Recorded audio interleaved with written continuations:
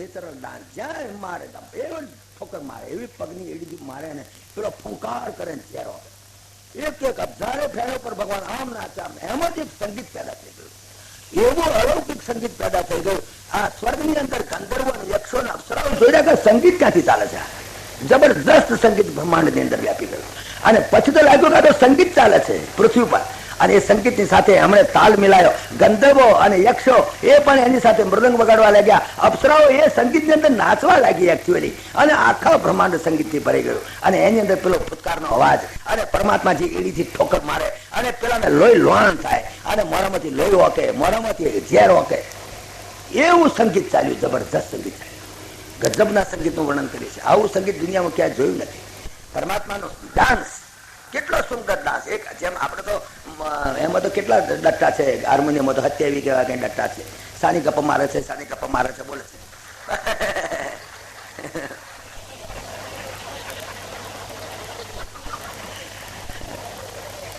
પણ આ તો ગજબનો ડાન્સ. પગ વચ્ચે હાર્મોનિયમ વગાડે, પગની એડીથી હાર્મોનિયમ વગાડે, અને હાર્મોનિયમ એ નવા પ્રકારનું 1000 ડટ્ટા વાળું, અને એ હાર્મોનિયમમાંથી અવાજ નીકળે, સુમ સુમ ફૂમ ફૂમ, એમ જે અવાજ ચાલે. અરે પરમાત્મા જે નાચે, કાંઈક 1000 ફેણ એટલે ઘડીકમાં ઠેકડો મારે, પેન લાત મારે, ઘડીકમાં ઠેકડો મારે, પેન લાત મારે, એની પગની એડીથી એવા ઠોકર મારે, એવી ઠોકર મારે, પેલો જોરથી ગુસ્સાથી અવાજ કરે. એ સંગીત આખું બની ગયું. બોલો, પરમાત્માના નાટ્ય લીલા સંગીતના. અને એને કઈ આરંત્રેગલની પરીક્ષામાં પાસ કરી હતી? બોલ, અરે બધી જેની વિદ્યાઓ, જેના 64 વિદ્યાઓ ભણેલો એવો, તો આ બધી વિદ્યાઓનો માલિક, વિદ્યાધિપતિ, એને આ ડાન્સની વિદ્યા ના આવડે? એને કઈ ટ્રેનિંગ લીધી હતી? પણ એને તમે જુઓ, એવું સંગીત બનાવ્યું. ઉપર ગંધર્વોને અક્ષરો વિચારવા પડી ગયા, કરે આ સંગીત કેટલું ચાલે છે. ચાલો આપણા હવાના તબલા, હાર્મોનિયમ, સિતારો લઈને બેસી ગયા, સંગીતની સાથે સંગીત મિલાયું, અને તે અપ્સરાઓ એ સંગીતની અંદર નાચવા લાગી. આવું સુંદર મનોરમ દ્રશ્ય થઈ ગયું બરાબરનું. પેલાને લાતો મારતે મારતે પેલો પછીઓ બેભાન થઈ ગયો બિચારો, બેભાન થઈને પડ્યો. ભગવાને કહ્યું બિચારો પડી ગયો, હવે પડી ગયો બિચારો. ત્યાં તો પેલી એની નાગણીઓ બધી દોડતી આવી, કે અમારા ધણીને શું થયું, શું થયું. નાગણીઓ પતિવ્રતા સ્ત્રીઓ હતી, ઘણી પતિવ્રતા સ્ત્રીઓ હતી. આવીને બિચારી બેવકાર જોડી વિનવે, સ્વામી મૂકો અમારા કંઠને, અમે અપરાધી કઈ ન સમજ્યા, ન ઓળખ્યા ભગવંતને. કેવું સુંદર. એ બહુ કથા લખી છે અમારા નરસિંહ મહેતાએ, બહુ સુંદર લખી છે. એની અંદર પણ જે પ્રસંગ આપ્યો છે, એની અંદર કહ્યું છે કે મથુરા નગરીમાં જુગતું રમતા નાગનું શિષ્ય હારી, એ બધું ગપ્પું મારેલું ભગવાને. આમ તો જૂઠું બોલવાની, આમ તો પ્રેક્ટિસ. ક્યાં મથુરામાં ગયા છે કઈ દાડો, નકામાં ખોટી વાત. આ તો પેલીને સમજાવવા સારું, કે મથુરા નગરીમાં જુગતું રમ્યો તો માથું હું હારી આવ્યો છું, મારું માથું લેવા આવ્યો છું, કશું નહીં, જૂઠો. ઘણી વખત જૂઠું બોલ્યા ભગવાન.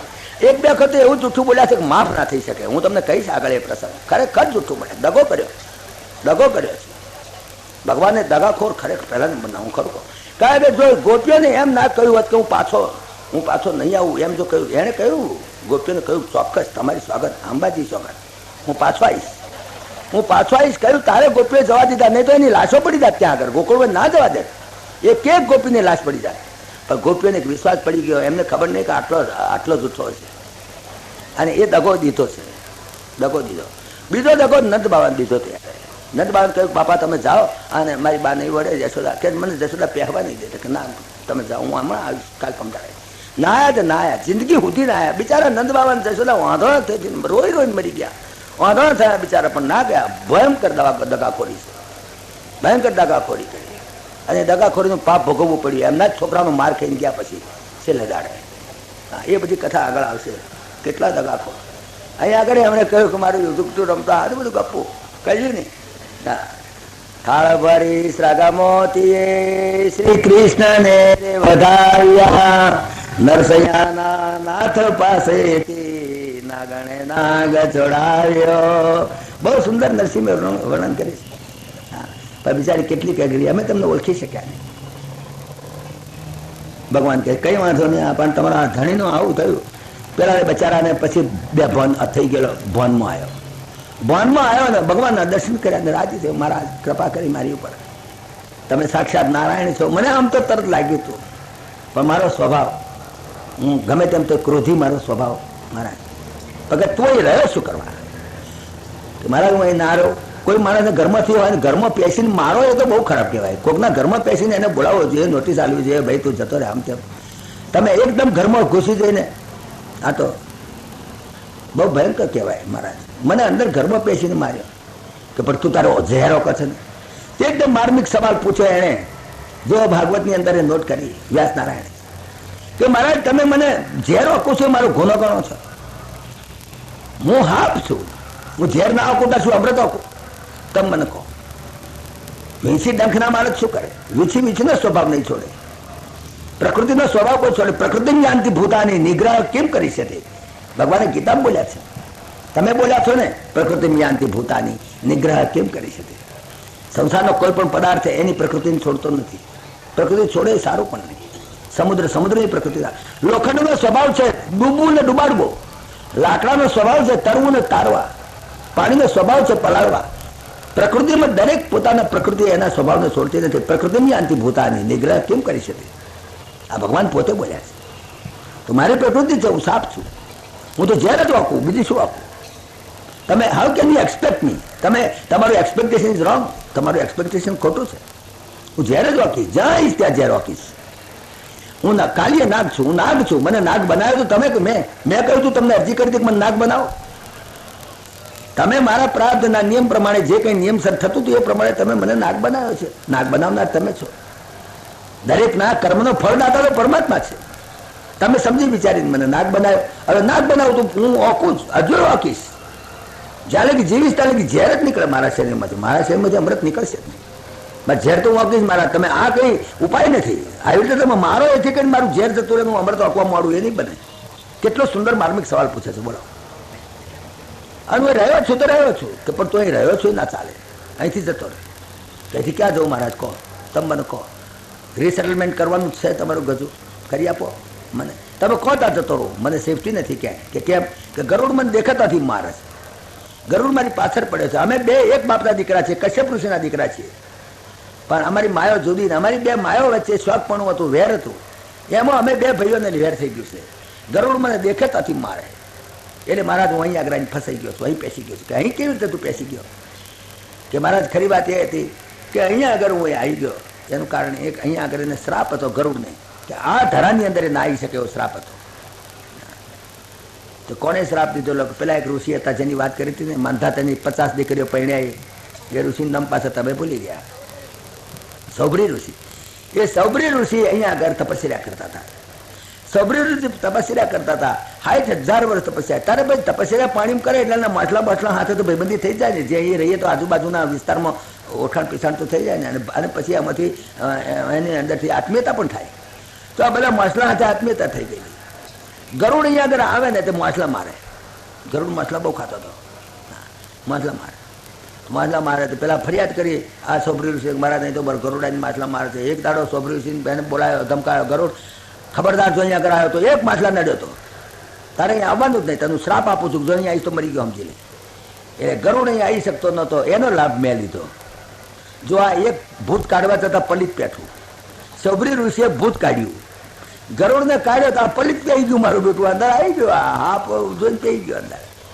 કેટલીક વખત કંઈક સારું કરવા જઈએ કંઈક ઊંધું થઈ જાય છે. આવું થયું છે અહીંયા. ગરુડને નહીં પહેરવા દેવો કે હેરાન ના કરે. તારે ગાયોને મારી નાખે એવો ઝેરી પેઠો આમાં કે પૈસા હું એને થઈ ગયો છું, હવે મને કોઈ મારે માટે હું ક્યાં છું? કહો તું ક્યાં હતો પહેલો છેલ્લો? તા કે હું રમણદ્વીપમાં હતો. તો કે રમણદ્વીપમાં પાછો જતો રહે જ્યાં તારું ઓરિજિનલ સ્થાન છે. કે ત્યાં તો મને મારે? તા કે જા, હું તને કહું છું, તને નહીં મારે. કારણ કે મારા ચરણારવિંદના ચિહ્ન તારા શરીર ઉપર પડ્યા છે. માય ફૂટપ્રિન્ટ્સ, મારા ચરણારવિંદના ચિહ્ન તારી ઉપર પડ્યા છે. ગરુડ જા મારા ચરણારવિંદના ચિહ્ન દેખશે તને નહીં મારે. એટલા માટે આપણે પરમાત્માના ચરણારવિંદ ચિહ્ન, જે આ તિલક છે પરમાત્માનું ચરણારવિંદ ચિહ્ન છે. તમારું ચરણારવિંદ ચિહ્ન જોશે કપાળમાં ને તો જમણા તમને તમારું નામ નહીં દે કે ના આ તો ભગવત ભક્ત છે, અને ના આડે. એટલા માટે તો અહીંયા આગળ કપાળમાં તિલક કરે છે, વળી પાછા ગળામાં તિલક કરે છે, પાછા અહીંયા આગળ અહીં તિલક કરે છે, અહીં તિલક કરે છે, અહીં પેટે તિલક કરે. ઘણા તો બધા દ્વાદશ તિલક કરવાનો નિયમ છે. આકાશે તિલક ગળાથી કરતા તમે જુઓ અહીં તિલક કરશે, પાછા અહીંયા આગળ તિલક કરશે, પાછા અહીંયા આગળ કપાળ, અહીંયા આગળ ગળામાં તિલક કરશે, પાછા અહીંયા આગળ તિલક કરશે, અગ્નિથી ભસ્મ, વાયુથી ભસ્મ, જલમીથી ભસ્મ, તલમીથી ભસ્મ, અભિમથી ભસ્મ, અને પછી અહીં ભસ્મ, અહીંયા આગળ તિલક કરશે, અહીં પેટે બધે નાભી ઉપર બધે. એ પરમાત્માના ચરણ ચિહ્નનું સિમ્બોલિક છે, સિમ્બોલિક છે. માટે દરેક તિલક કરવાની એટલા માટે જરૂર કે ભાઈ એને જો તિલક દેખે તો જમ આવે તો કહે છે કે આ તો ભગવત ભક્ત છે, અને આપણું જ્યુરિસ્ડિક્શન નહીં, આપણાથી ના અડાય, પાર્ષદો લઈ જાય, એ આપણું કામ નહીં. એટલા માટે મારા ચરણના ચિહ્ન તારા શરીર ઉપર પડ્યા છે, માટે કરીને ગરુડ મારા ચરણ ચિહ્ન તારી ઉપર દેખશે ને તો તને મારશે નહીં. જા, હું તને ગેરંટી આપું છું. તો કે બસ આપ તો પૈસા બહુ જવું. પછી તો ખટારા ભરીને સાર સામાન હાથે બજારો ઉચાળા ભરીને ચાલ્યો ગયો. રમણ દ્વીપમાં ચાલ્યા જાઓ. જ્યારે કંઈ પણ આવું થાય ને, રમણ દ્વીપ એટલે સત્સંગ, સત્સંગની અંદર જાઓ, શાંતિથી ત્યાં રહી શકશો.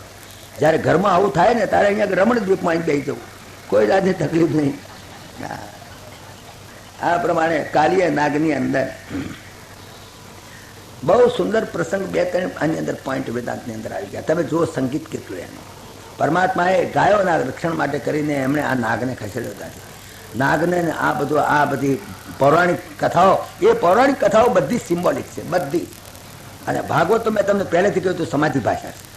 એ ભાષાને સમજવા માટે આપણે ઇન બિટવીન ધ લાઇન્સ વાંચવું પડે. એમને વાંચી જાવ તો વાર્તા થઈ જાય.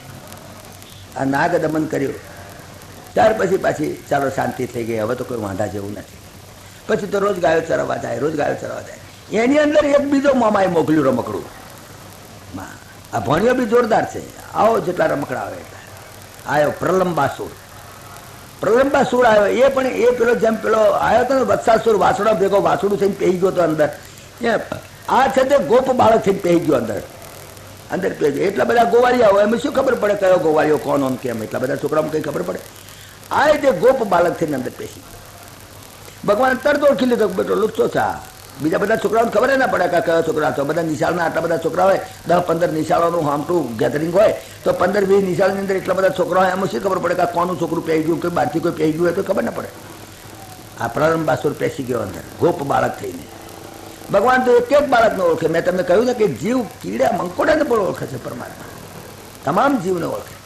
તરત જોઈ લીધો કે આવ્યો છે, ફિરક રમકડું આવ્યું, વાંધો નથી. બધા છોકરાઓ સાથે આમ રમત ચાલતી હતી, રમત ચાલતી હતી. રમાની અંદર એક રમત એમણે કરેલી. રમત એવી કરેલી કે 2 ટુકડી પડી ગઈ કે ચાલો ભાઈ 2 ટુકડી પાડો, આપણે રમત રમીએ. શું રમત રમાય છે કે આપણે પેલું ઝાડ છે ત્યાં સુધી દોડતા દોડતા જવાનું, સમજ્યા? જે પહેલો પહોંચી જાય એની ટુકડી સક્સેસફુલ થઈ કહેવાય, એ જીત્યો. પછી એની ટુકડીના જેટલા માણસો હોય ત્યાં સામેની ટુકડીના માણસોના ખભે બેહે. આ 50 છોકરાઓ, પેલા 50, આ 50 છોકરાઓ, આ 50 છોકરાઓ ખભે બેહે.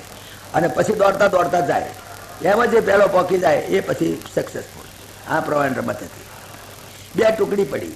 એક ટુકડીના લીડર ભગવાન શ્રી કૃષ્ણ, એક ટુકડીના લીડર અમારા બલરામજી. આ પ્રમાણે ટુકડી પડી. એમાં પેલો ગયો ભગવાન શ્રી કૃષ્ણની ટુકડીમાં. એના મનમાં એમ કે આ ટુકડીમાં બધાને ખભે બેહાડીને નાહવાનું છું, ખભે આવી જાય હાથમાં તો લઈને નાહી જાઉં, એના મનમાં એમ. પણ ભગવાન શ્રી કૃષ્ણની ટુકડી એ જીતી ગઈ. કારણ ભગવાન શ્રી કૃષ્ણ જીતી ગયા. એટલે હવે એમનો બધો જે હતા એ બલરામની ટુકડી ઉપર, એના ઉપર સ્વાર થાય, એના ખભા ઉપર બેસે. તો આનો નંબર લાગ્યો બલરામજીના ખભા ઉપર બેહવાનો. આના મનમાં કઈ નહીં, બલરામને લઈને નાહી જઈશ, પછી આવશે નહીં મેં ગણા. ના, બલરામને એને ખભા ઉપર બે, એની ટુકડી હારી ગઈ હતી ભગવાન શ્રી કૃષ્ણની. એટલે બલરામને એને બોચે બેહાડવાનું થયું. બલરામજી એના ખભે બેઠા.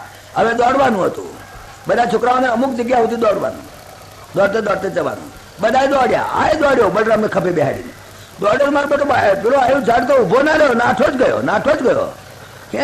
એના મનમાં બલરામને નાખ્યો. બલરામ કહે આ ઝાડ આવીને કેમ ઊભો નથી રહેતો? પેલો તો ના તતરાઈને ડોટ મિલી આવડે તો. બલરામજી કહે આ તો તતરાઈને ડોટ માં મારો બેટો, આ તો કોઈ બીજો લાગે છે.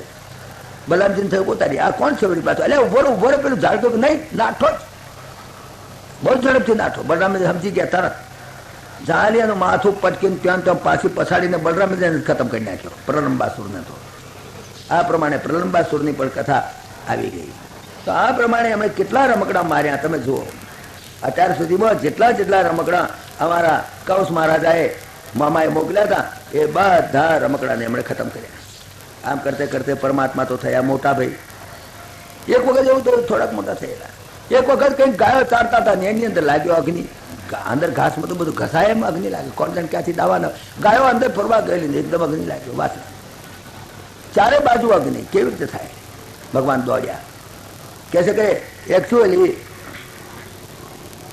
ભાગવતમાં તો લખ્યું છે કે દાવાનળ પી ગયા, પણ હવે તો શી ખબર પડે. કોઈ આ સમાધિ ભાષા છે ને, ફાયર ફાઇટર્સ બહુ મોટા હશે, કોણ જાણે કંઈક કેવી રીતે કર્યું તો ભગવાન જાણે. પણ કે દાવાનળ પી ગયા ભગવાન અને ગાયોને બચાવી.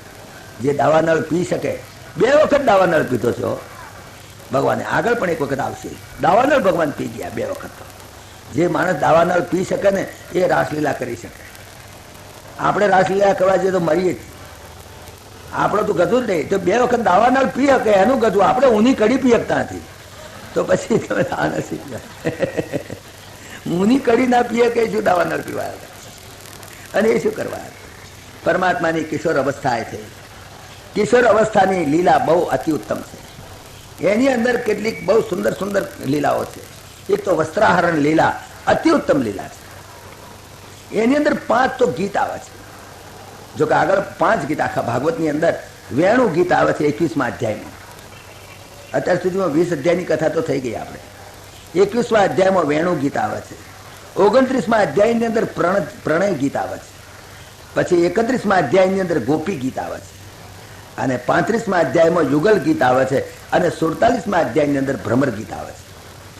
દુનિયાનું જેટલું સાહિત્ય છે તમામ સાહિત્યની અંદર ઘણા સોંગ્સ આવે છે, પણ આવા ગીત, આવા સોંગ્સ હજુ સુધી from literary point of view, સાહિત્યની દ્રષ્ટિએ જુઓ તો પણ કોઈ એવું ગીત નથી દુનિયાના, અત્યારની દુનિયાના, પહેલાની કોઈ પણ દુનિયાના સાહિત્યની અંદર આવા ગીત તમને ક્યાં જોવા નહીં મળે.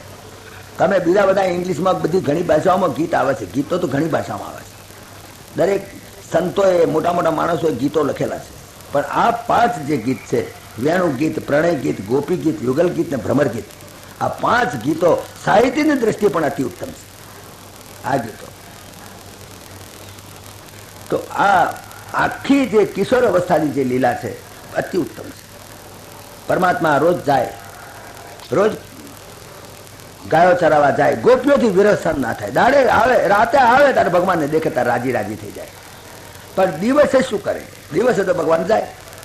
હવે ગાયો ચરાવવા જાય તે વખતે, અને તે વૃંદાવનનું વાતાવરણ એટલી ઋતુ ઉન્માદક હોય. તે વખતે વૃંદાવન તમે જુઓ તો સ્થળે સ્થળે પવિત્ર દેખાતો હોય. જળ સંપન્ન ભૂમિ એટલી સુંદર. વર્ષા ઋતુ તેમાં આવે ત્યારે તો પ્રકૃતિ આમ ખીલી ઉઠે. વૃંદાવન છે વન નહીં.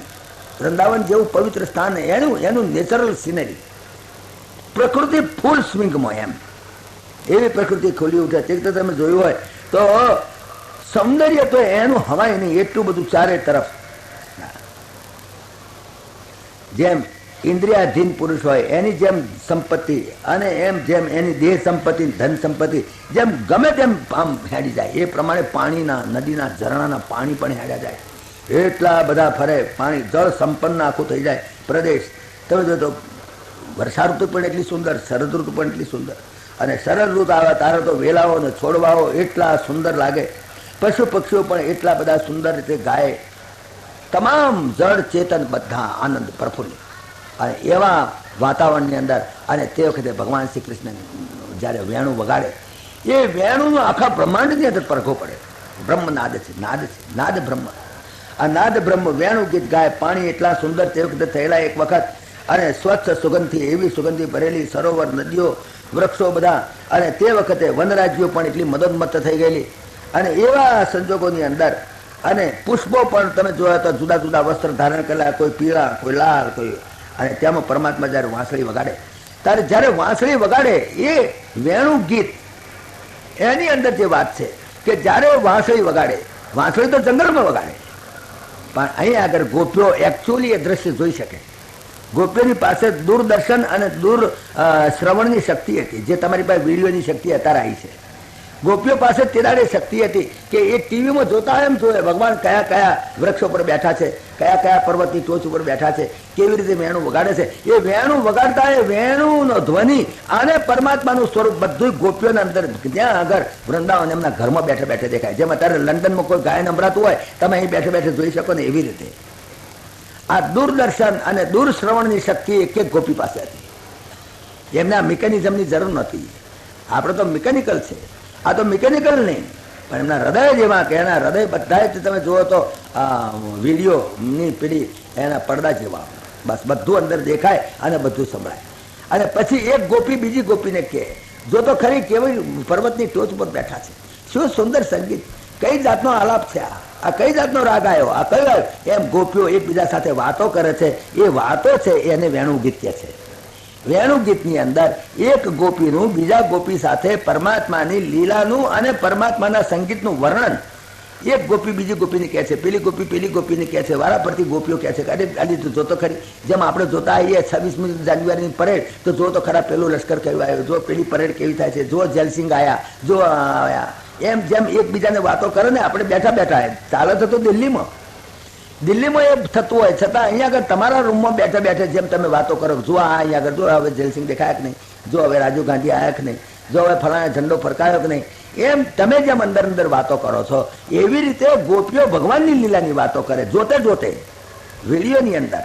અને જોતે જોતે જે વાતો કરે છે એ જે શ્લોકો છે એને વેણુ ગીત કહે છે. અતિ ઉત્તમ છે. એની અંદર પરમાત્માની બધી વૃંદાવનની એ જંગલની બધી લીલાઓનું વર્ણન છે, બહુ સુંદર વર્ણન છે, અદ્ભુત વર્ણન છે, પ્રકૃતિનું વર્ણન છે, પરમાત્માના સ્વરૂપનું વર્ણન છે, પરમાત્માના વેણુનું વર્ણન છે, પરમાત્માના વેણુ ગીતનું વર્ણન છે. એટલા માટે એ શ્લોકોને વેણુ ગીત એવું નામ પાડ્યું છે. વેણુ ગીત એટલે શું? આ તો તમારે જાણ, એક એક શ્લોક જો લઈએ ને તો મહિનો મહિનો નીકળી જાય એવા અલૌકિક શ્લોકો છે, બહુ સુંદર શ્લોકો છે. આ ગોપીઓને દૂરદર્શન અને દૂરશ્રવણ એ બે સિદ્ધિઓ પ્રાપ્ત થયેલી. ખરેખર તો વેણુ ગીત છે ને નાદ બ્રહ્મની ઉપાસના છે. ખરેખર જેને નાદ બ્રહ્મની ઉપાસના કરવી, બ્રહ્મ ઓમ પ્રણવ મંત્ર, ઓમ શબ્દ જરા સમજવા જેવો છે. ઓમકાર એ તો સમસ્ત બ્રહ્માંડની અંદર વ્યાપેલો શબ્દ છે. કોઈ વાત કરે તો તમે તો માનો નહીં. ઓમ શબ્દ શાનો બનેલો છે? ઓમ શબ્દ જ નથી. ખરું પૂછાવ, it is not a word at all. એ કોઈ સ્વર નથી, વ્યંજન નથી, કાંઈ નથી. It is a soundless sound, soundless sound. અનાહત નાદ છે. અનાહત નાદ શબ્દ તો તમે સાંભળ્યો છે ઘણી વખત કથામાં, પણ અનાહત એટલે શું ખબર જ ના પડે. હું તમને સમજણ પાડું, આ કારણ જરા સમજવા જોઈએ. વેણુ ગીતની અંદર એ ઓમકારનો અને જે નાદ બ્રહ્મની ઉપાસનાનું મહત્વ છે એ હું જરા તમને થોડું સમજાવું. સમજવા જેવી વાત છે. ઓમકાર જે ઓમ છે ને એ ઓમ તો પરમાત્માનું એક પ્રતિક છે. It's a symbolic only. આખા પરમાત્માને મૂકવા તો ક્યાં મૂકીએ? આખું ઇન્ડિયા તમારે બતાવવું હોય તો કેવી રીતે બતાવી શકો? તો એનો ધ્વજ દેખો, ત્રિરંગી ઝંડો, તો કહી શકાય કે ઇન્ડિયા, ધીસ ઇઝ ઇન્ડિયા. ત્રિરંગી ઝંડાનું તમે અપમાન કરો તો આખા ઇન્ડિયાનું અપમાન કર્યું કહેવાય. કહેવાય કે નહીં? ઇન્ડિયાનું અપમાન કર્યું કહેવાય. જ્યોર્જ ધ ફિફ્થ જ્યારે સૌ પહેલા આવ્યા આપણે ઇન્ડિયાની અંદર, તે આપણે ગુલામ હતા. જ્યોર્જ ધ ફિફ્થ અહીંયા આગળ આવેલા, તે રાતોરાત એમણે ગેટ વે ઓફ ઇન્ડિયા બંધાવી દીધેલો. આ મુંબઈમાં છે, તમે કદાચ જોયો હોય. ગેટ વે ઓફ ઇન્ડિયા રાતોરાત ચણી નાખેલો. 2 રાતોમાં ઉભો કરી દીધો આખો gateway of India. George the fifth પધાર્યા. જ્યોર્જ ધ ફિફ્થ સૌ પહેલા ઇન્ડિયામાં આવતા હતા. અને આપણા મોટા રાજાને ચેદાડે તો રાજાનું અને અંગ્રેજ લોકો રાજ કરતા હતા, એટલે જ્યોર્જ ધ ફિફ્થ આવે એટલે કેટલો મોટા જલસા. જ્યોર્જ ધ ફિફ્થને ખાસ લેન્ડિંગ કરવા માટે કરીને એ ગેટ વે ઓફ ઇન્ડિયા બંધાયેલો. જ્યોર્જ ધ ફિફ્થ આવ્યા, પછી આવ્યા એટલે એમને પાથરના પાછા ચાલે તો ગાલીચા પાથરવા પડે. તો ગાલીચા ઉપર ચાલે, એમ ભોંય ઉપર કે ધોળી ઉપર તો ચાલે નહીં. ગાલીચા પાથરેલા. હવે ગાલીચા પાથરેલા એની અંદર એક વાર જગ્યા ખૂટી, એક વાર થોડીક જગ્યા ખૂટી, ગાલીચો ટૂંકો પડ્યો. હવે પેલા બિચારા એટલા બધા ઉતાળમાં હોફળા ફોફળા થઈ ગયેલા, એકદમ ઓછું તો ગાલીચો આવે ક્યાંથી લાવે ક્યાંથી ધમાલમાં પડી ગયા. એની અંદર એક જણાને અક્કલ હુજી, તે એણે ઇન્ડિયાનો આ જે ઝંડો હતો એ પાથરી દીધો. ઇન્ડિયાનો જ્યોર્જ ધ ફિફ્થ ચાલતા ચાલતા જ્યાં ઇન્ડિયાનો ઝંડો જો તરત હેઠા ઉતરી ગયા કે એની ઉપર પગ મુકાય ને આખા ઇન્ડિયાનું અપમાન થઈ જાય. તો આ જે ઝંડો, ત્રિરંગી ઝંડો છે એ પ્રતિક, સિમ્બોલિક છે આખા ઇન્ડિયાનો. એવી રીતે પરબ્રહ્મનું symbol that is Om. Om કોઈ શબ્દ નથી અને એનો કોઈ મિનિંગ નથી. It is a meaningless word, it is an absurd word, it is absurd. Om પ્રતિક છે પરમાત્મા. એ અનાહત નાદ છે. એ નાદ બોલાય નહીં, બોલવાનો નથી. બોલો તો આખું બ્રહ્માંડ બોલે છે. અનાહત કોને કહે? દરેક શબ્દ જેટલા અક્ષર છે બધા આહત છે. આહત, ક ખ ગ ગ અંગ તો કંઠસ્થાનીય, તો કંઠની અંદર એને અમુક અથડામણ થાય તારે બોલે. ક ખ ગ ગ અંગ, ચ છ જ જ ય તો મૂર્ધન્ય, તથ દધ ન તો જીભ જ્યારે દાંત સાથે ટકરાય ત્યારે તથ દધ ન બોલાય. પફ બફ મ ઉષ્ઠસ્થાનીય તો બે ઓઠ ટકરાય, બે આહત થાય. ટકરાવ એટલે આહત થવું. જ્યારે આહત થાય તારે અવાજ આવે, ત્યાં સુધી નહીં આવે. પફ બફમાં બોલવું હોય તો તમારે બે ઓઠને ટકરાવવું પડે, આહત થવું પડે, આહત થવું પડે તારે બોલે. તો દરેક વ્યંજન બધા આહત. જ્યારે ઓમ જે છે એ અનાહત નાદ છે, એમાં કોઈને ટકરાવ નથી, નાભીમાંથી જ ઉત્પન્ન થાય છે. બિલકુલ નાભીમાં જો ઓમ તમે બોલો, અનાહત નાદ છે. અને એ નાદ તમારા શરીરની અંદર પણ ચાલે છે, આખું બ્રહ્માંડ એ નાદ બોલે છે. આપણે અનુભવ નથી, પણ તમારો અનુભવ કરો તો કોઈ દાડો કરજો. તમે વિચારો ખાલી રિક્ષાઓ પણ જાય છે તો થોડોક અવાજ આવે છે કે નથી આવતો? તો આટલા સૂર્ય ચંદ્ર તારા નક્ષત્રો ગ્રહો ફરતા હશે, એનો કોઈ અવાજ નહીં આવતો હોય, કંઈ અવાજ નહીં થતો હોય? આટલી મોટી પૃથ્વી ફરતી છે, આટલા બધા સૂર્ય ચંદ્ર તારા નક્ષત્રો ગ્રહો બધા ફરતા હશે, તો એનો અવાજ નહીં આવતો હોય? અવાજ આવે, પણ એ અવાજ આપણને સંભળાતો નથી. કેટલી વખત આપણે ના સંભળાય. રોડ ઉપરનું મકાન હોય એને મોટરો દોડ કરી દે તો અવાજ નહીં લાગે, પછી એને પછી એ ટેવાઈ જાય છે. એવી રીતે આપણને આ અવાજ સંભળાતો નથી. પણ તમારે જો એ જે આ બ્રહ્માંડ આખું ફરે છે, સૂર્ય ચંદ્ર તારા ગ્રહો નક્ષત્રો, એ જે અવાજ છે એ ઓમ એવો અવાજ કાઢે છે. એ તમારે સાંભળવો હોય તો તમને એક સહેલો રસ્તો બતાવું, જો તમે કદાચ અનુભવ કરવો હોય તો. કોઈ એક પર્વતની ટોચ ઉપર જાઓ કે જેની આજુબાજુ 25 માઇલના વિસ્તારમાં એક પણ શહેર કે મકાન ના હોય, કે એક પણ ગામ ના હોય, અને એવા પર્વતની ટોચ ઉપર રાતના લગભગ 2, 3, 4 વાગે સવારમાં, અને તમે જો એકાંતમાં અને હૃદયને શુદ્ધ કરીને તમે જો બેઠા હો તો તમને એ અવાજ સંભળાય છે. ઓમ એ અવાજ ચાયા કરે છે. એ અવાજ આ જે સૂર્યચંદ્ર તારા નક્ષત્રો ગ્રહો છે, આખું બ્રહ્માંડ ઓમનો અવાજ કરે છે. એ જે નાદ આવે એ ઓમ આવે છે. અગર તો તમારે બીજું કરવું હોય તો કોઈ સમુદ્રને કિનારે જાઓ, અને સમુદ્રના કિનારે એવી જગ્યા જ્યાં આજુબાજુ 25-50 માઇલના વિસ્તારમાં ક્યાંય કોઈ શહેર કે કોઈ ગામડું કશું ના હોય, અને એ સમુદ્રના કિનારે તમે ઉભા રહો, આ સમુદ્ર આખો દિવસ 24 કલાક ઓમ ઓમ બોલ્યા કરે છે. સમુદ્રમાંથી જે અવાજ આવે છે એ પણ ઓમકાર છે. આ ઓમકાર પરમાત્માનું પ્રતીક છે. અને એ ઓમકાર જે નાદ બ્રહ્મ, કારણ કે એ નાભીમાંથી તમારા શરીરમાં પણ જ્યાં લોહી વહેંચે, નાડીઓની અંદર લોહી વહેંચે, એનો અવાજ થતો હોય. અને એ અવાજ જો તમે અંતર્મુખ થઈને સાંભળો તો એ અવાજની અંદર પણ ઓમ એવો અવાજ પેદા થાય છે. સમુદ્ર પણ ઓમ એવો અવાજ કરે છે. આખું બ્રહ્માંડ ફરે છે, તેનો અવાજ પણ ઓમ એ અવાજ આવે છે.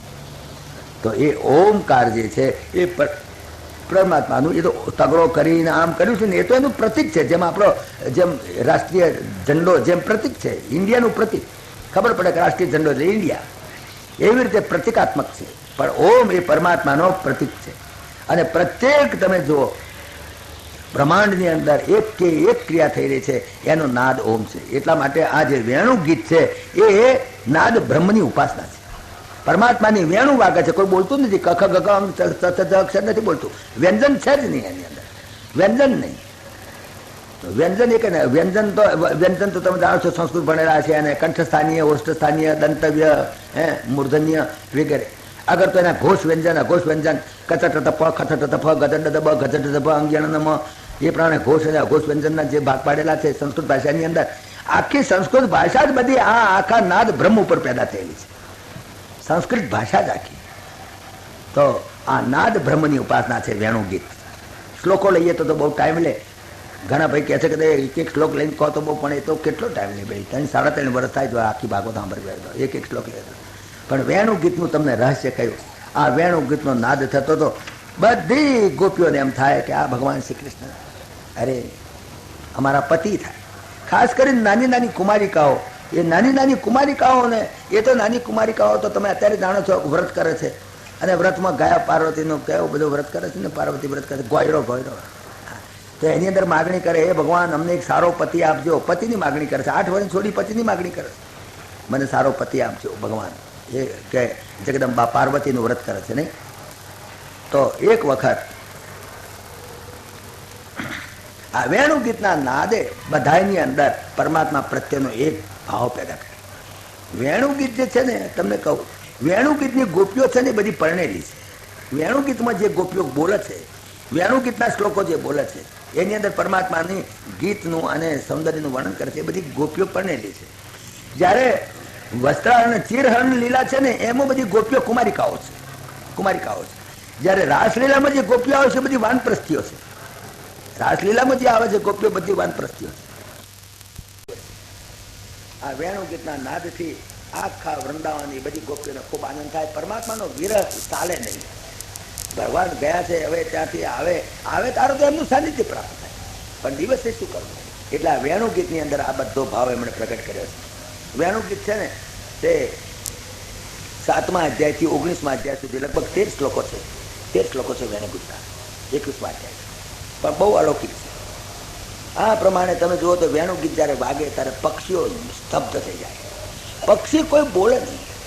નદીના પાણી વહેતા હોય તો સ્તબ્ધ થઈ જાય, નદીનું પાણી પણ ઉભું રહી જાય.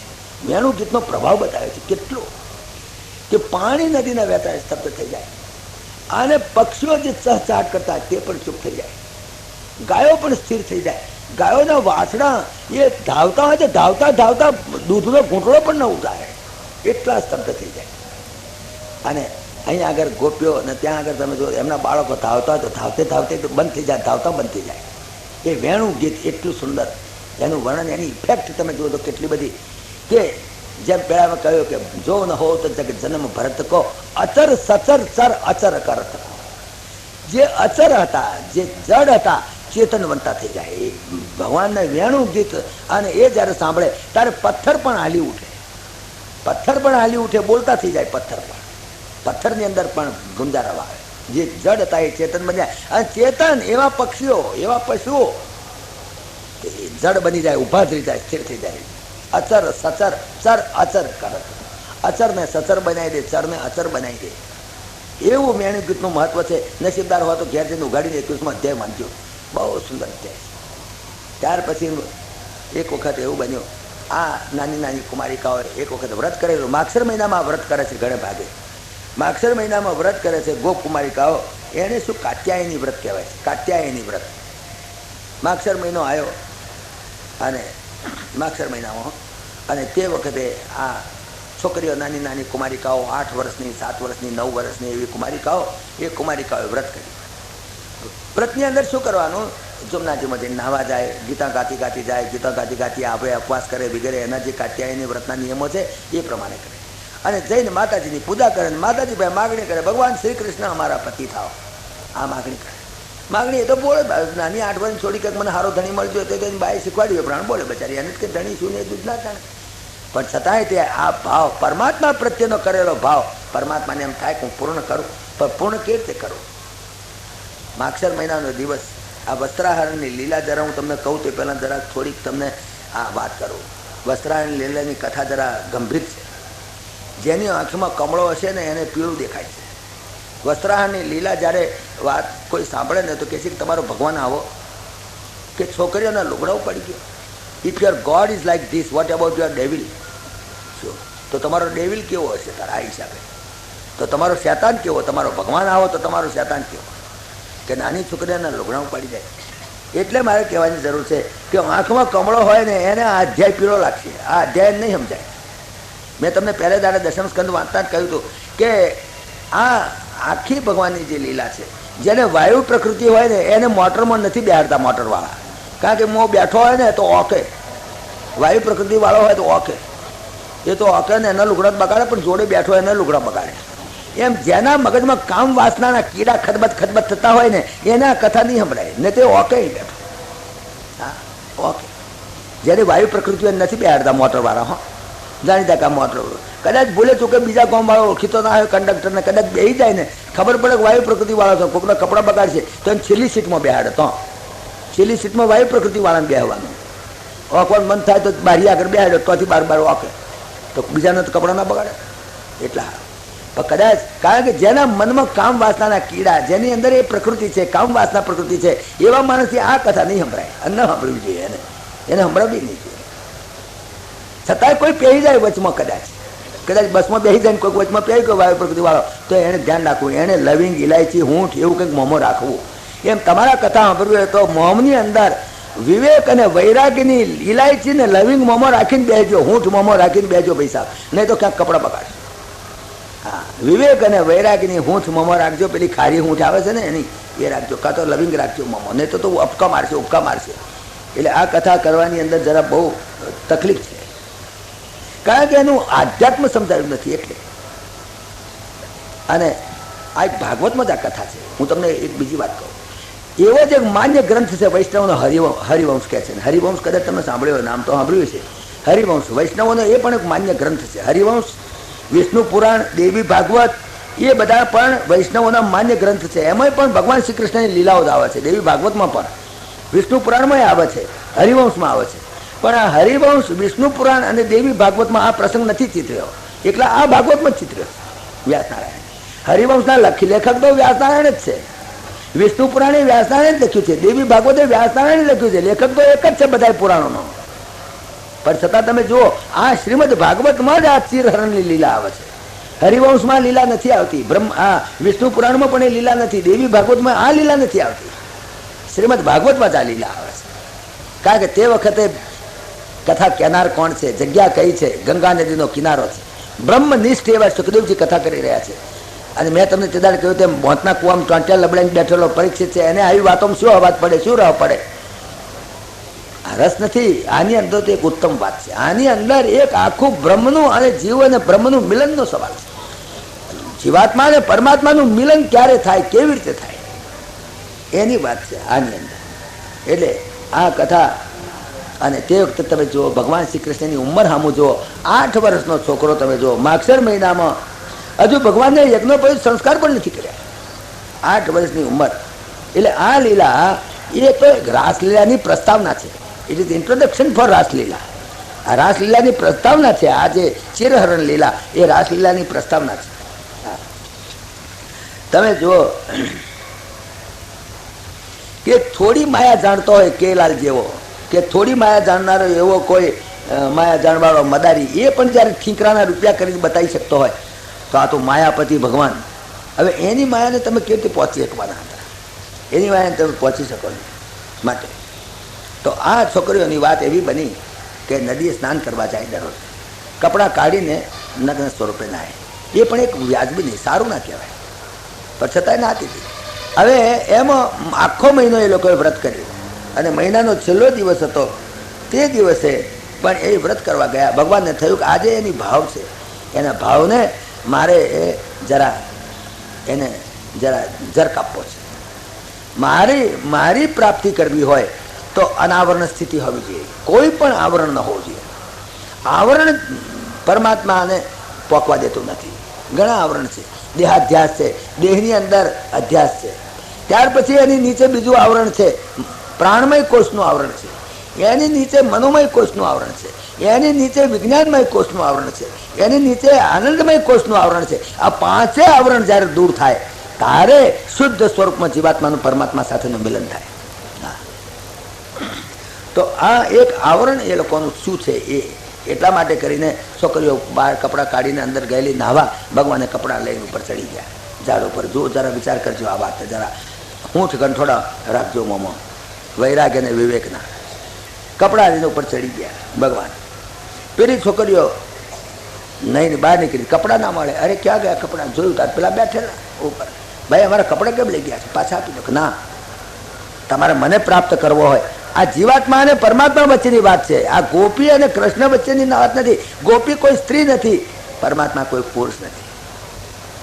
તો કહ્યું કે નહીં, મારી પાસે આવવું હોય તો અનાવૃત સ્થિતિમાં આવવું પડશે, કે અમે ઉઘાડા કેવી રીતે આવીએ? તો કેટલીક છોકરીઓ તો પાણી બહાર ના નીકળી.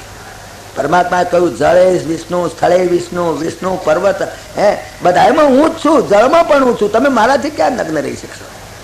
જીવાત્મા નગ્ન પરમાત્માથી. વિચાર કરો, જળનું પણ આવરણ પરમાત્માને પ્રાપ્ત નહીં કરવા દે, વસ્ત્રનું આવરણ પણ પરમાત્માને પ્રાપ્ત નહીં કરવા દે. કે તમે આવરણ રહિત થઈને આવો. તમારું આ જે દેહાભિમાન છે, હું સ્ત્રી છું અને તમે પુરુષ છો, એ જાતનો જે અહંકાર, એ જાતની જે અધ્યાસ, જેને કહેવાય અધ્યાસ, અભ્યાસ નહીં અધ્યાસ. અધ્યાસ એટલે જે પોતાનું સ્વરૂપ નથી અને પોતાનું સ્વરૂપ માની લેવું, એ શબ્દનું નામ અધ્યાસ કહેવાય. અધ્યાસ વેદાંતનો શબ્દ છે, અધ્યાસ. તો અધ્યાસ થઈ ગયો છે. હું પુરુષ છું, હું સ્ત્રી છું, એ જાતનો એક અધ્યાસ થઈ ગયો છે જીવાત્માને. ખરેખર તો તે સ્ત્રી પણ નથી, પુરુષ પણ નથી. હું જાડો છું, પાતળો છું, કાળો છું, ધોળો છું, ઊંચો છું, નીચો છું, બ્રાહ્મણ છું, ક્ષત્રિય છું, ઇન્ડિયન છું, અમેરિકન છું, અગર તો પુરુષ છું, સ્ત્રી છું, એ તો બહારના શરીરનો દેખાવ છે. તું નથી, તું તો સચ્ચિદાનંદ સ્વરૂપ છે. આ જ્યારે આવરણ જ્યારે દેહનું ખસી જાય તો બીજું આવરણ આવે. આવરણ એટલે અધ્યાસ. પણ જેને પંચકોશ કહે છે, પંચકોશ તમે ભણજો તમે આવશે. હા, પંચદશીની અંદર આવે છે. એક જેમ ઓશિકોની પર 5 કોષ એટલે પડળ, કોષ એટલે કવર, રેપર કે છે ને, રેપર, કવર, કોષ એટલે મ્યાન. એ જીવાત્માની ઉપર 5 પડળ થઈ ગયેલા છે. સૌથી મોટું છોતરું આ છે, શરીરનું મોટામાં મોટું પડળ છે. એની નીચે બીજું એક પાછો ગલેબ છે. આ શું કહે છે, ગાદલાને ચડાવે છે, ખોળિયું 5 ખોળિયા છે. એમાં સૌથી મોટું ખોળિયું આ ઉપરનું, એટલે તો આ શરીરને આપણે ખોળિયું કહીએ છીએ ગુજરાતી ભાષામાં પણ, કે આ ખોળિયું છે. હવે અસલ કલર ગાદલાનો ક્યારે ખબર પડે? જ્યારે 5 ખોળિયા કાઢી નાખો ત્યારે અસલ શું છે, બ્રહ્મનું સ્વરૂપ દેખાય. તમને બ્રહ્મ દેખાતો નથી, મને બ્રહ્મ દેખાતો નથી. કારણ શું કે ઉપરના 5 ખોળિયા છે ને એમાં ઢંકાઈ ગયું છે. 5 ખોળિયાને ખસેડો, એમાં અધ્યાસ છોડો, તારે દેખાય. ઉપરનું જે ખોળિયું છે એ તો બહુ આમ તમે જો તો ચામડાથી મળેલું છે ને સુંદર દેખાય છે, પણ એ ખોળિયાની અંદર તમારો અધ્યાસ છે. એથી કરીને તમે હું પુરુષ છું, સ્ત્રી છું એવો દેખાવો તમને લાગે છે. ખરેખર તમે પુરુષ ભાઈ તો બહારનો આકાર છે, એ ઉપલા ખોળિયાનો આકાર છે. અંદર તો પુરુષ પણ નથી, સ્ત્રી પણ નથી. તે ઉપલા ખોળિયાનો આકાર. અગર તો ઉપલા ખોળિયાનો અધ્યાસ જ્યારે છૂટે તારે બીજો અધ્યાસ પાછો, બીજું ખોળિયું આવે. કયું? પ્રાણમય કોષ. એની અંદર હું ભૂખ્યો છું, તરસ્યો છું. ખરેખર તું ભૂખ્યો નથી, તું તરસ્યો નથી, તું સચ્ચિદાનંદ સ્વરૂપ છે. એમાંથી અધ્યાસ છૂટી જાય ત્યારે ત્રીજું ખોળિયું આવે, મનોમય કોષ. એની અંદર હું સુખી છું, દુઃખી છું. સુખી છું, દુઃખી છું એ મનોમય કોષના અધ્યાસને લીધે છે. જો એ અધ્યાસ છૂટી જાય તો તું તો સુખી પણ નથી, દુઃખી નથી, સચ્ચિદાનંદ સ્વરૂપ છું. ત્યાર પછી ચોથું ખોળિયું આવે, વિજ્ઞાનમય કોષ. એ વિજ્ઞાનમય કોષની અંદર હું અજ્ઞાની છું, વિજ્ઞાની છું, ગોળો છું, ડાયો છું, દોઢ ડાયો છું. આ બધું એનો અધ્યાસ રહે છે. એ વિજ્ઞાનમય કોષમાંથી અધ્યાસ છૂટે ત્યારે છેલ્લો પાછું ખોળિયું, સૂક્ષ્માથી સૂક્ષ્મ ખોળિયું છે. એ ખોળિયાની અંદર આનંદમય કોષ છે. એની અંદર પણ હું, અહમ, એ જે અહંકારનું સૂક્ષ્માથી સૂક્ષ્મ ખોળિયું છે, એ જ્યારે અહંકાર પણ નષ્ટ થઈ જાય બિલકુલ, ત્યારે ભગવત પ્રાપ્તિ થાય. એ સમજાવવા માટે આ કહે છે કે તમારી પાસે જે કોઈ આવરણ છે, આવરણથી મુક્ત થઈને મારી પાસે આવો તો તમને બ્રહ્મની પ્રાપ્તિ થશે, તે સિવાય નહીં થાય. એ સમજાવવા માટે કરીને વસ્ત્રાહરણ લીલા છે. વસ્ત્રાહરણ લીલાની અંદર તો નર્યું વેદાંત પડેલું છે. કોઈ પણ પ્રકારનું આવરણ પરમાત્માની પ્રાપ્તિમાં બાધક સમજી ગયા. લજ્જારૂપી એ પણ દેહાભિમાન છે, આવરણ છે. કારણ કે જ્યાં સુધી અધ્યાસ છે, હું પુરુષ છું, હું સ્ત્રી છું, ત્યાં સુધી હું પુરુષ છું એવું જ્યાં સુધી મને ભાન છે, આ સ્ત્રી છે ભાન છે, ત્યાં સુધી ભોગતા ભોગ્ય ભાવ આવે છે. ભોગતા ભોગ્ય ભાવ રહેવાનો જ્યાં સુધી દેહમાં અધ્યાસ છે, ત્યાં સુધી. દેહાધ્યાસ છૂટી જાય તો જ એને ભોગતા ભોગ્ય ભાવ મટી જાય. તો આ લજ્જારૂપી દેહાભિમાનનું આવરણ છે. તમે સ્ત્રી છો અને હું પુરુષ છું એ ભૂલી જાઓ. કહેવાનો બહાર થયો એ તો ગોપીઓને કહ્યું, તમે ભૂલી જાઓ કે તમે સ્ત્રી છો, તમે પણ સચ્ચિદાનંદ સ્વરૂપ છો, હું સચ્ચિદાનંદ છું. હું સચ્ચિદાનંદ છું, તમે જ મારા અંશ જ છો, બીજું કાંઈ નથી. આ દેહ તો ઉપરનું નકામું ખોળ્યું છે, એ તો ફેંકી દેવાની વસ્તુ છે, એ તો કચરો છે. આ દેહ છે એ તો મળમૂત્રનો કોથળો છે. અને તમે સ્ત્રી છો એ ભૂલી જાઓ. તમે સચ્ચિદાનંદ સ્વરૂપ છો, હું તો સાક્ષાત સચ્ચિદાનંદ છું. તમે સ્ત્રી છો એ ભૂલી જાઓ, હું પુરુષ છું ભૂલી જાઓ. દેહાધ્યાસ છોડો તો જીવાત્મા એ પરમાત્માની સાથે સંલગ્ન થઈ શકે, તો એનું લગ્ન થાય. કોઈ પુરુષ અગર સ્ત્રીનું લગ્ન કરે, લગ્ન કર્યા પછી બંને અનાવરણ સ્થિતિ થઈ જાય છે. એક વખત એવો આવે છે કે જ્યારે બંને પોતાના કપડાને પણ તે વખતે શરમ કાઢી નાખે છે. એટલી અનાવરણ સ્થિતિ જ્યારે સ્ત્રી પુરુષને થાય છે. અહીંયા આગળ ઉપનિષદનું વાક્ય બહુ સુંદર છે, લખ્યું છે યમૈ વેશ વૃણુતે તેન લભ્ય તસ્યૈવ આત્મા વિવૃણુતે તનુમ સ્વામ. જ્યારે તમે અનાવરણ સ્થિતિમાં જઈને ઉભા રહો ત્યારે પરમાત્મા પણ એનું આવરણ બધા છોડી નાખે છે અને તમને ભેટે છે. જેમ જ્યારે સ્ત્રી અને પુરુષ જ્યારે ખરેખર એકાંતમાં ભેટે ત્યારે બંને અનાવરણ જેમ થઈ જાય છે, કોઈ પણ આવરણ એકબીજાની વચમાં રહેતું નથી. એવી રીતે પરમાત્મા અને જીવાત્માનો જ્યારે ભેટો થાય છે ત્યારે પરમાત્મા પણ પોતાનું અસલ સ્વરૂપ પ્રકટ કરે છે અને જીવાત્મા પણ પોતાના તમામ આવરણો દૂર કરી દે છે. ત્યારે સંલગ્ન થાય, ત્યારે લગ્ન થયું કહેવાય. જીવાત્માનું પરમાત્મા સાથેના લગ્નની આ કથા છે. જીવાત્મા અને પરમાત્મા સાથે લગ્ન થાય પછી આવરણ રહે કેવી રીતે? સ્ત્રી પુરુષ વચ્ચે આવરણ રહે છે અને રહે તો લગ્ન છે. તો આ પરમાત્મા સાથે લગ્ન ઉપનિષદોએ કહ્યું યમૈ વેશ વૃણુતે તેન લભ્ય તસ્યૈવ આત્મા વિવૃણુતે તનુમ સ્વામ. પોતાના શરીરને નિરાવરણ કરી નાખે, બિલકુલ ઓપન કરી નાખે. માટે તમે ભૂલી જાઓ. પરમાત્મા એ સમજાવવા માંગે છે કે 5 પ્રકારના જે પંચકોષ છે એ પંચકોષ જ્યારે તમે ફગાવી દો, લુગડા કાઢી નાખો, પંચકોષ છે 5 લુગડા છે કાઢી નાખો આ ઉપરનો બુસ્કોટ, ઉપરનું ગરમ સ્વેટર, એની અંદરનો બુસ્કોટ, એની નીચેનું સ્વેટર, એની નીચેનું અંડરવેર, એની નીચેનું કપડું, 5 કપડાં કાઢી નાખો, તારે અસલ સ્વરૂપ દેખાય. ત્યાં સુધી કેવી રીતે દેખાય? બ્રહ્મનું સ્વરૂપ જોવો તો કેવી દેખાય? એટલે કે તમે કાઢી નાખો. તમે એટલું સમજી લો કે તમને નગ્ન જોઈને રાજી થવું એટલો બધો હલકટ નથી. પરમાત્મા એ સમજાવવા. તમે એમ સમજો છો કે હું છોકરીને નગ્ન જોઈને હું રાજી થઉં એટલું હલકટ સમજો છો તમે મને? બહુ સુંદર શબ્દોમાં કહ્યું છે ભગવાન. માટે તમે દેહાદિકના અભિમાન, એ જે જીવ કોટીના જે પુરુષ, એ આ નહીં સમજી શકે. આ સામાજિક, જ્યાં સુધી દેહાદિક અભિમાન છે ત્યાં સુધી સમાજના નિયમ પ્રમાણે ચાલવું પડે, ત્યાં સુધી કપડાં પહેરવા જોઈએ. પણ જ્યાં પરમાત્માની પ્રાપ્તિ છે ત્યાં તો પંચકોશ 5 અધ્યાસને છોડવા પડે. એટલે જે દેહાદિકના અભિમાનવાળા જે જીવ કોટીના જે એ પુરુષથી આ સામાજિક જે મર્યાદા છે એનું ઉલ્લંઘન ન કરાય. એ લીલા ન કરી શકે. લીલા કોણ કરી શકે? પરમાત્મા કરી શકે. જેનામાં કોઈ દેહાદિક અભિમાન નથી એ જીવ કોટીનો આત્મા નથી, પરમાત્મા કોટીનો આત્મા બની જાય તારે એ આ લીલા કરી શકે. આ બેવકૂફો ઘણી વખત વસ્ત્રાની લીલા કરે છે, ઘણી જગ્યાએ રાસલીલાઓ કરે છે અમારા મુખિયાજીઓ. કેટલીક અમારી વૈષ્ણવ ઘેલી બહેનો છે ને, તે વેવલી થઈને ત્યાં આગળ રાસલીલા કરે છે, નાચે છે ને વસ્ત્રાની લીલા કરે છે. આ નરકમાં જવાના ધંધા છે, તમારાથી નહીં થઈ શકે. મેં તમને કહ્યું બધું 3 વાર જે દાવાનળ પી જાય એ રાસલીલા કરી શકે, એ વસ્ત્રાની લીલા કરી શકે. તમે ઊની કડી પી શકતા નથી, તમે નહીં કરી શકો એ લીલા. અને ભાગવતમાં તો સ્પષ્ટ લખ્યું છે કે વસ્ત્રાહરણ લીલા અને રાસલીલા કોઈએ કરવી નહીં, માત્ર ભગવાન શ્રી કૃષ્ણ કરી શકે. પણ અત્યારે ઘણી જગ્યાએ વૈષ્ણવ હવેલીઓની અંદર હું જોઉં છું તો અમારી કેટલીક વૈષ્ણવ બહેનો બહુ ઘેલી હોય છે, બહુ વેવલી થઈ જાય છે. અને વસ્ત્રાહાર લીલાની અંદર પેલા મુખિયાજી જોડે અને રાસલીલામાં મુખિયાની જોડે, તમે એ મુખિયાજી એ બધા એ આ કળિયુગના આ કંગાલો માથી પગાવો એની સાથે ન થઈ શક્યા. ભગવાન શ્રી કૃષ્ણ સાથે જ થાય. ભગવાન શ્રી કૃષ્ણ સિવાય બીજે કોઈ સાથે ના થાય. એટલે જ્યાં સુધી દેહાભિમાન છે, જ્યાં સુધી દેહાધ્યાસ છે, હું પુરુષ છું, હું સ્ત્રી છું, એ જ્યાં સુધી ખ્યાલ છે ત્યાં સુધી એણે આ સંસારની મર્યાદામાં રહેવું પડે. સંસારની મર્યાદાનું ઉલ્લંઘન એનાથી ના કરી શકાય. આવી લીલા તો એ જ કરી શકે. કોણ?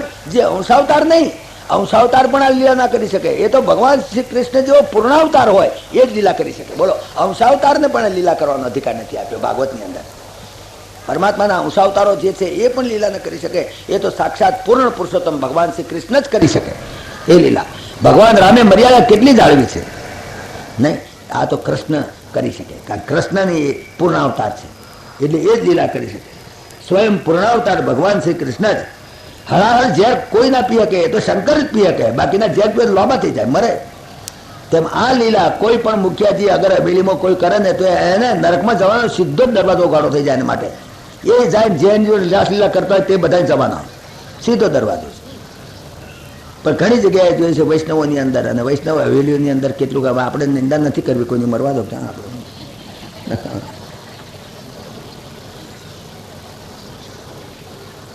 અલૌકિક પ્રેમ સમજવો હોય તો લૌકિક ભાષા નહીં ચાલે.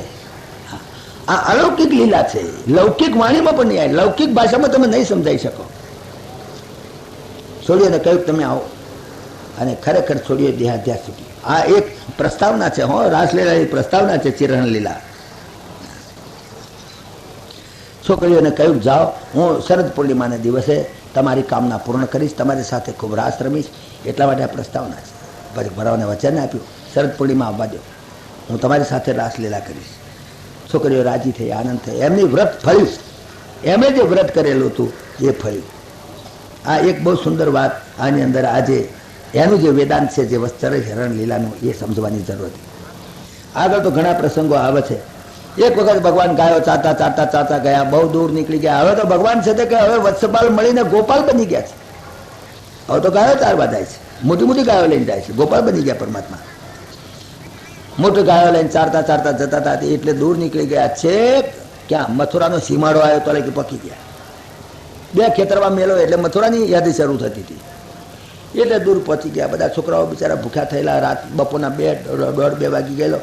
છોકરાઓ બુમરાણ કરે, મારા આજ ભૂખ્યા થયા છીએ. ભગવાન કે શું કરીએ, આજે ક્યાં પિકનિક છે, આજે કંઈ લેતા નથી આવ્યા ઘેરથી, તો શું થશે કે મારા ભૂખ તો બહુ લાગે છે. એમ કરો, હું તમને એક રસ્તો બતાવું.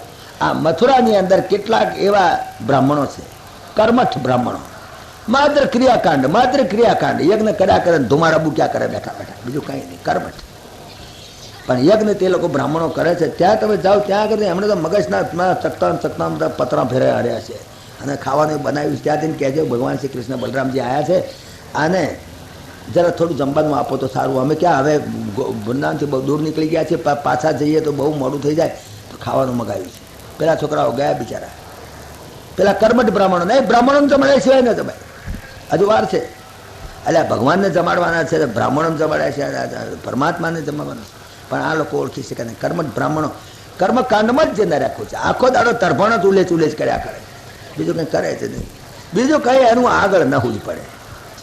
કેટલાક એવા કર્મઠ હોય છે, ક્રિયાકાંડ ને કર્મકાંડ ને દાડામાં 10 વખત નાય ને 10 વખત ધોત્યું ન્યાચો હોય ને 10 વખત ઉઠે ને બે આટલું બધું કરે ને આમ તો શેઠ કોક અડે કે કેમ અડ્યો બસ, બીજી વાત નહીં. આ મર્યાદી વૈષ્ણવ છે ને ઘણી વખતમાં આ બધી ગરબડ બહુ હોય છે. પૈસા કંટાળી જઈએ આપણે તો. મને કેમ અડે છોકરા જ બહુ અડે તો કે મારે નાવું પડે, કોઈક અડે તો નાવું પડે. દાડામાં દવા ના કરે તે પાછા કૂવાનું પાણી લાઈને નાય, કૂવા મેળ ના પડતો હોય. રાજકોટમાં તો પાણી ટીપું ના મળતું હોય તો આગળ કેવું ઉપાધિ કરે. મેં તમને દાડા વાત કરી, એક દાડો એને ત્યાં આ સુસ્ત મર્યાદી વૈષ્ણવ ઘેર ટપાલી આવ્યો, ટપાલીએ બેલ માર્યો, બાયણું બંધ હતું, બેલ ધોઈ નાખ્યો, કે બેલને ટપાલી અડ્યો ને બેલ ધોઈ. આટલી હદ છે બીજી વાત. અને આ બેલ ધોઈ નાખ્યો એ વાત હું નથી કહેતો, મેં ઇન્દિરા બેટીજી પાસેથી સાંભળેલી વાત છે. હું તમને ગપ હું તે દાડ નહોતો, આ બેલ વાત ઇન્દિરા બેટીજીએ કહેલી વાત છે, હું મેં સાંભળેલી એમની પાસે. એમણે પણ કહ્યું છે, ઇન્દિરા બેટીજી પણ કહેતા ઘણી બહુ એટલા બધા એ ના થઈ જાઓ, એટલા બધા કર્મઠ ના થઈ જાઓ, એટલા બધા જડ ના થઈ જાઓ. પુષ્કળ જડત્વ આવી જાય છે કર્મકાંડમાં. આ જડ બુદ્ધિ ના થાય, કર્મઠ થઈ ગયેલા. ભગવાનને પણ ખાવા આપીને ના પાડી દીધી. જોકે ભગવાનને માગણી કંઈક સુધાર તપાવવા મટાડવા માટે નથી. પરમાત્માને જુઓ તો કામધેનુ ગાયો એની પાસે ઘણી છે, એને ભૂખ મટાડવી હોય તો શું કામ જાય? જે અનેક હજારો કામધેનુનો માલિક છે, જેની પાસે હજારો કલ્પ વૃક્ષ છે, અને એના માલિક દેવને અન્નની માગણી શું કામ કરવી પડે? અન્નની માગણી કરી છે એ ફક્ત અન્નની ભૂખ મટાડવા માટે નહીં, પણ કૃપા માટે. એ બાને તારી પર કૃપા કરવા માંગુ છું. પરમાત્મા અન્ન માગે છે તે એમ નહીં સમજતા કે તે ભૂખ્યો છે માટે. એ તમારી પર એ પણ કૃપા છે, તમારી પર કૃપા કરવા માટે તમારું ભોજન ખાય છે, નહીં કે એ ભૂખ્યો છે. ભૂખ્યો તો એને નથી, એની પાસે કલ્પવૃક્ષ ઘણા છે, એની પાસે કામધેનુ ગાયો ઘણી છે. પરમાત્માને તમે જમાડો છો તો એમને એમ બધા ભૂખ્યા થયા જ માટે જમાડો છો, એ તમારી પર કૃપા કરીને જમે છે. પણ આ કર્મઠ લોકો નહીં સમજ્યા. બસ એ તો બસ આ પેલા કાંઈ કહ્યું એમ, શું થયું વેદ વ્યાકરણ ભણે, શું થયું રાગના રંગ જાણે, શું થયું ખડ દર્શન સેવ્યા થકી, શું થયું વર્ણનો ભેદ આણે. આ વર્ણના ભેદ જ કર્યા આખો દાડો વ્યાકરણના ડુકરૂટ કર્યા. આખો દાડો તમે જુઓ તો આ રાગ પછી આ રાગના જ ભેદ જાણ્યા કર્યા બેઠા.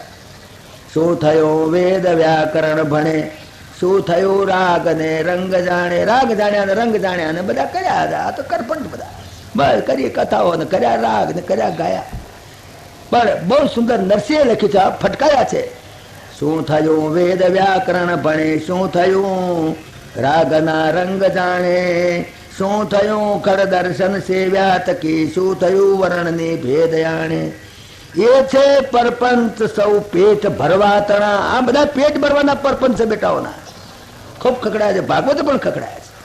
આ માત્ર પ્રપંચ છે, આમલાઓનો રાગ ને રાગણીઓનો, આ બધી તમારે પેટ પરપંચ, આ પેટ ભરવાના છે. એ બધા પરપંચ છે પેટ ભરવા તણા. આત્મા રામ પરબ્રહ્મને ન જોયો. જ્યાં સુધી તમારું સ્વરૂપ શું છે ન સમજ્યા, પરસ્પર બ્રહ્મનું સ્વરૂપ શું છે ન સમજ્યા, માત્ર રાગ રાગણીઓ કાઢી, માત્ર તમે આ કર્મઠ થઈ ગયા, માત્ર બુકાટ્યા, ધુમાડા જ બુકાટ્યા, બીજું કઈ કર્યું નહીં. એમ હરિયો કાઢે હરી નથી મળતા. આ વાત સમજાવે છે, હરિયો કાઢે હરી નહીં મળે. નાચ કર્યા જનતા મૂર્ખાઓએ ના પાડી દીધી. આ પેલા પાછા મારા ના પાડે છે કે શું ના પાડે છે, ઘોડા જેવી વાત કરો છો. જાઓ ફરી જાઓ એમની પત્નીઓ પાસે માગજો. આ બિચારા હક્કરમીની જીભના કર્મીના ટોટિયા એક તો ભૂખ્યા થયા છે ને પાછા ફરી ધકાટ્યા ગયા બિચારા. પણ એમની પત્નીઓ પાસે જઈને કહે છે ભગવાન શ્રી કૃષ્ણ આવ્યા છે. એટલી રાજી થઈ ગઈ બહેનો. ઘણી વખત પુરુષ ના પાડે છે ઘરમાં ખાવાનું નથી, પણ બેન ના પાડી દે છે. બિચારા ખવડાય એટલે આટલું જ છે થોડુંક. પેલો કે છે એમ હાલો તાર. પછી પેલો શું કરે, પછી કંઈ અપમાન થાય ને આપે. બહેનો તો લઈને થાળ લઈને આવી, ભગવાનને જમાડ્યા, પ્રેમથી જમાડ્યા, દર્શન કર્યા, એટલા રાજી થયા. કે મહારાજ હવે અમે તો અહીં જ રહી જઈએ. તો કે નહીં, એવું નહીં, તમે ગ્રસ્તી છો, તમે પાછા જાઓ. કે અમારા પતિ અમને વળશે કે ના વળે, મારો પ્રભાવ છે, તમે ચિંતા ના કરતા. પરમાત્માનું સ્વરૂપ છે, તમારા પતિ તમને નહીં વળે. આ કર્મઠો પોતાની પત્નીઓનો આવો ભાવોદ્રેક જોયો તો કર્મઠો પછી રાગે આવી ગયા કે અમારી ભૂલ થઈ. કર્મઠોએ પોતાની ભૂલ સુધારી. ભક્તિહીનતા એમને ધ્યાનમાં આવી કે ગમે તેલા યજ્ઞ કર્યા, યાગ કર્યા, પણ જ્યાં ભક્તિ નથી, જે મૂળમાં કોઈ પણ કર્મ ભક્તિ નથી, તો ભક્તિ વગરનું એક એક કર્મ એ પાપના પોટલા ઉચકાવતું ફરે. ભક્તિ વગરનું જ્ઞાન એ માણસને શુષ્ક વેદાંતિ બનાવી દે. બંનેની અંદર ભક્તિ પ્રધાન. ભક્તિ વગરનું કર્મ, અગર ભક્તિ વગરનું જ્ઞાન, બંને નકામા. જ્ઞાન અને કર્મ બંનેને ભક્તિ તો જોઈએ જ, ભક્તિ સિવાય ચાલે નહીં. પક્ષી બે પાંખો ઉડે છે ને, તો જ્ઞાન અને કર્મ એ બે પાંખો છે. લોકેસ્મિન દ્વિવિધા નિષ્ઠા પુરાપ્રોક્તા મયાનઘ જ્ઞાન યોગીને સાંખ્યાનામ કર્મ યોગીને યોગીનામ, બે નિષ્ઠાઓ બતાવી. ત્રીજી ભક્તિ કેમ ને બતાવી? એનું કારણ છે કે પક્ષી ઉડે તો બે પાંખો, પણ જે પક્ષીની પાછળ જે પૂંછડી છે ને એ એને ધાર્યા નિશાન ઉપર લઈ જાય. જો પૂંછડી કપાઈ જાય તો પક્ષી આમાં એના ધારા નિશાન પર નહીં જાય. તો ભક્તિ છે એ જીવાત્માને પરમાત્માને ધારા નિશાન ઉપર પકડી દે. ભક્તિ સિવાય ના ચાલે. ભક્તિ વગરનું કર્મ, ભક્તિની ભીજાશમાં ભીજવ્યા વગરનું કર્મ નકામું. લુગડું તમારે ધોવું હોય તો એકલા કર્મ માર્ગના ધોકા માર કરો તો લુગડું ફાટી જાય. અગર એકલો જ્ઞાન માર્ગમાં હાબુ જ ઘસ કરો તો ચાદડા ઉડી જાય, શુષ્ક વેદાંતિ થઈ જાય. પહેલો લુગડાને ભક્તિની ભીજાશમાં ભીજાવવું પડે. ભક્તિની ભીજાશમાં ભીજાઈ અને પછી એને જ્ઞાન માર્ગનો હાબુ ઘાલો અને એની ઉપર કર્મ માર્ગના ધોકા ધબાક ધબાક પડે, તારે અંતઃકરણનું પટ શુદ્ધ થાય, તે શુદ્ધ ના થાય. ભક્તિ તો મુખ્ય વસ્તુ છે. તમે લુગડું ધોવો તો પાણી વગર કેક ધબા ના થાય. તમે એકલો નરે હાબુ ઘસ કરો તો થાય? અગર તો એકલા નરા ધોકા માર કરો તો ફાટી જાય લુગડું ઉછળે આમ. ભક્તિની ભીજાશમાં ભીજા વગરનું. એટલે ભક્તિ વગરનું કર્મ પણ નકામું. એ ભક્તિનો મહિમા એ લોકોને સમજાયો. આ લીલાની અંદર પણ ભક્તિનો ભગવાનનો મહિમા સમજાવવા માટે પ્રયત્ન કર્યો છે આ પ્રસંગની અંદર.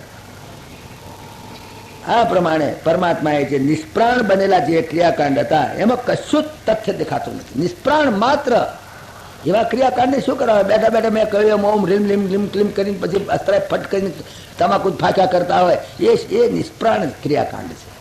એમાં ભગવત ભક્તિ ક્યાંય દેખાતી નથી. તો એટલા માટે કરીને આવા વ્યર્થ કર્મઠપણાને ધક્કો લગાડવાના માટે એમણે પ્રયત્ન કરેલો. આવું જે કર્મઠ, જે વ્યર્થ કર્મઠપણું છે એને ધક્કો માર ઝરક આપ્યો એણે. ક્રાંતિકારી છે, બિલકુલ ક્રાંતિકારી પરમાત્મા.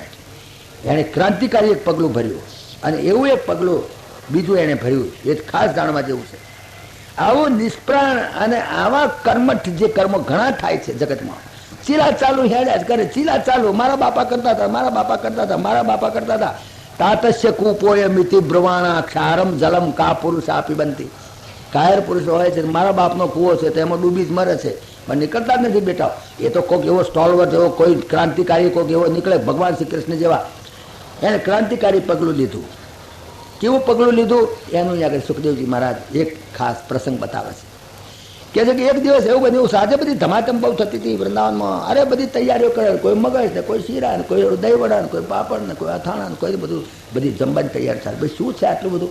કે આવતીકાલે યજ્ઞ છે ઇન્દ્રદેવનો, ઇન્દ્ર મહારાજાનો યજ્ઞ છે, એટલે યજ્ઞને માટે અમારે ઇન્દ્રનો યજ્ઞ કરવા છે તો બધી તૈયારીઓ ચાલે છે, ધમાધમ ચાલે.